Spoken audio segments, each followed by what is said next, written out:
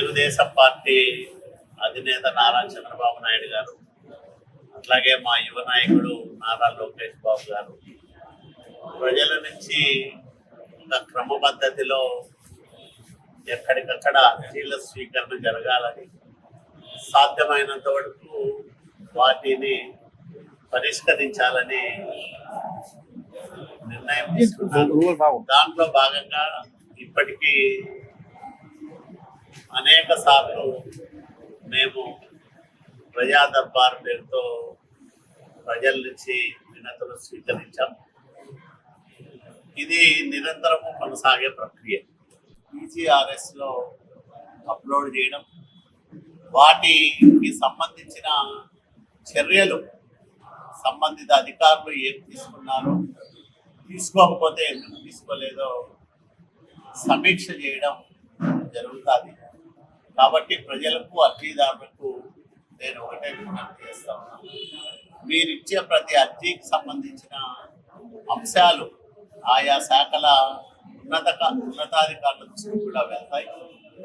అదే సందర్భంలో కొన్ని పరిష్కారం కాని సమస్యలు కూడా ఉంటాయి. ఎక్కువగా భూ సంబంధిత సమస్యలు, అన్నదమ్ముల మధ్య వివాదాలు, కోర్టుల్లో కేసులు నడుస్తున్న వివాదాలు, అట్లాగే ఎప్పుడో 25-30 సంవత్సరాల కిందటే పెళ్ళిళ్ళైన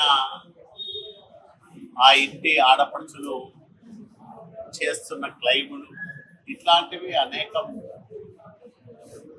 మా దృష్టికి వస్తూ ఉన్నాయి. న్యాయస్థానాల పరిశీలనలో ఉండే అంశాలను ఇప్పటికిప్పుడు పరిష్కారం చేసే వెసులుబాటు ఉండదు.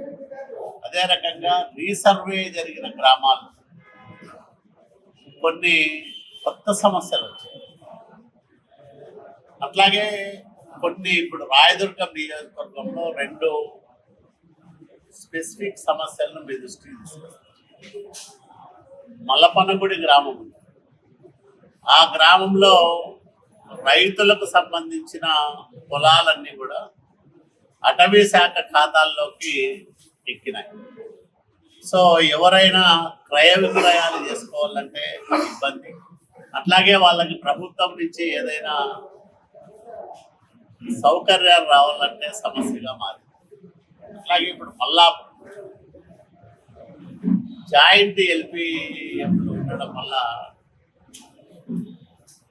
దాదాపు 300 మందికి అన్నదాత సుఖీభవ డబ్బులు కూడా రాలేదు. ఇట్లాంటివి ఉమ్మడి సమస్యలను ప్రాధాన్యత తీసుకొని ఇప్పటికే మన మలపనగుడి సమస్య అయితే రెవెన్యూ శాఖ మంత్రికి చెప్పాము, అట్లాగే సంబంధిత ఉన్నతాధికారులకు కూడా తెలియజెప్పాము. అది ప్రాసెస్ నడుస్తూ ఉంది.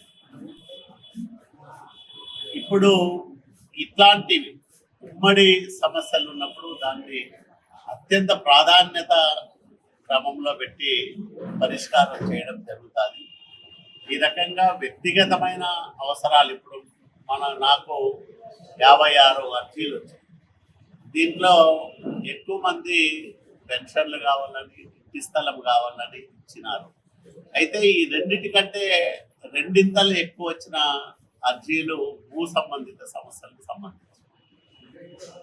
కాబట్టి వీటిని ఆయా తహసీల్దారులకు పంపించి సాధ్యమైనంత వరకు పరిష్కరించదగ్గ సమస్యలన్నింటినీ, ఎందుకంటే ఆర్థిక వ్యవహారాలతో కూడుకున్నది కాదు, అధికారులు మనసు పెట్టి చేస్తే పరిష్కారం అయ్యే సమస్యలే ఇవన్నీ ఉంటాయి. కాబట్టి వీటిని సాధ్యమైనంత త్వరగా పరిష్కరించమని సంబంధిత అధికారులకు తెలియజేయడం జరుగుతుంది.